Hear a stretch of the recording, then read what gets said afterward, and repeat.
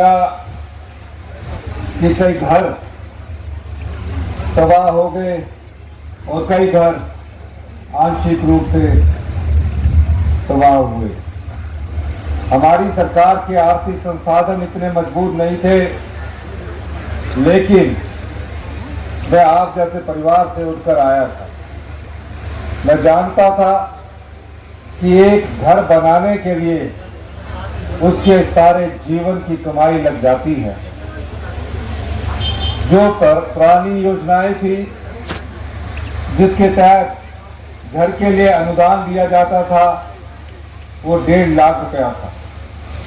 आपदा से मुझे पता चला कि प्रधानमंत्री आवास योजना के द्वारा भी जो मकान आवंटित किए जाते हैं वो भी 1.5 लाख रुपया ही मिलता है।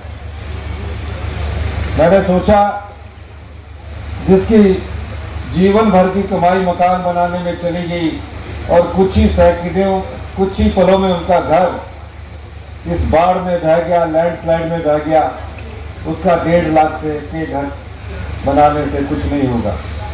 मैंने उस आपदा प्रभावित परिवारों के लिए नियम बदल दिए, कानून तोड़ दिए और आप लोगों को 7 लाख रुपए की आर्थिक सहायता मकान बनाने के लिए प्रदान की। 223 मकान इस बंजार क्षेत्र में पूरी तरह क्षतिग्रस्त हो गए। हमने उन सबको 7 लाख रुपया दिया। इसके अलावा 800 के करीब मकान आंशिक रूप से क्षतिग्रस्त हो गए थे। अब चाहे थोड़ा ही नुकसान हुआ हो, उसकी भरपाई के लिए पिछले कई वर्षों से 25,000 रुपया ही दिया जाता था। हमने उसको भी देखा और मैंने उसको बढ़ाकर जो आंशिक क्षतिग्रस्त वो मकान थे 1 लाख रुपया कर दिया। मैं ये बात इसलिए कहना चाहता हूं, कुल्लू की जनता जानती है जब जब विपदा आई कांग्रेस की सरकार आपके साथ खड़ी हुई। आज हम सरकार गांव के द्वार कार्यक्रम के तहत आपके पास आ रहे हैं। सभी मंत्रिमंडल के सदस्य गांव में जाकर आपकी समस्याओं का कैसे निदान किया जाए, इस दृष्टिकोण से हमारे मंत्रिमंडल के सभी सदस्य अपना कार्य कर रहे हैं। मैं कहना चाहता हूं, 5 वर्ष पहले जिस भारतीय जनता पार्टी की सरकार ने जो सत्ता में थी उसने क्या किया? 5 वर्ष वो सत्ता में रहे, आज तक इतना अधिक कर्ज लिया और इतनी अधिक डबल इंजन की सरकार कहलाते थे, लेकिन उन्होंने कभी भी गांव में रहने वाले व्यक्तियों की सुध नहीं ली, गांव में रहने वाले किसान की सुध नहीं ली, बागवान की सुध नहीं ली। हमने नीतिगत परिवर्तन किया। आपने देखा हमने 3 बजट प्रस्तुत किए और 3 बजट प्रस्तुत करते हुए हमने गांव के लोगों की सुध लेने की एक नीतिगत नीति को अपनाया और मुझे खुशी है।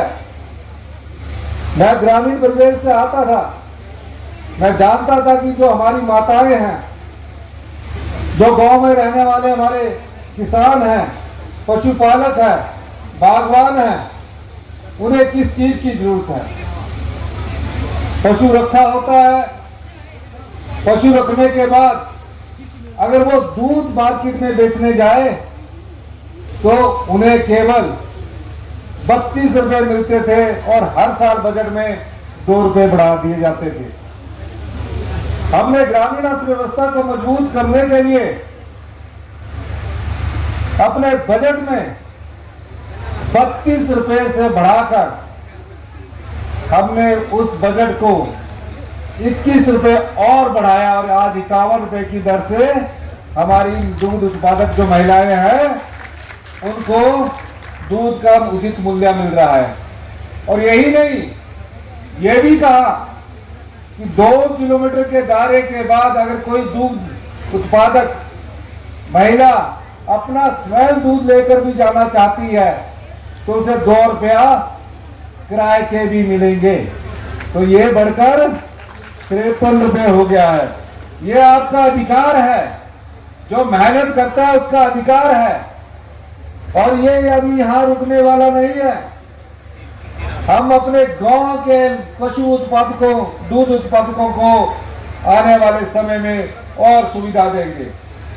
फिर हमने अंदाजा लगाया कि गांव में और किस चीज की जरूरत है, और हमने कहा कि जो गेहूं उगाएगा, यहाँ कम गेहूं होता है, उससे सरकार जो गोबर आधारित गेहूं उगाएगी और जो प्राकृतिक खेती में जाएगा 60 रुपए किलो के हिसाब से प्राकृतिक खेती द्वारा उगाया गया गेहूं खरीदेंगे।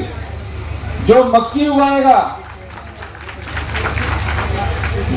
उगाएगा, अगर उसने प्राकृतिक खेती से मक्की उगाई है, गोबर से मक्की उगाई है, हम उसे 40 रुपए किलो मक्की खरीदेंगे।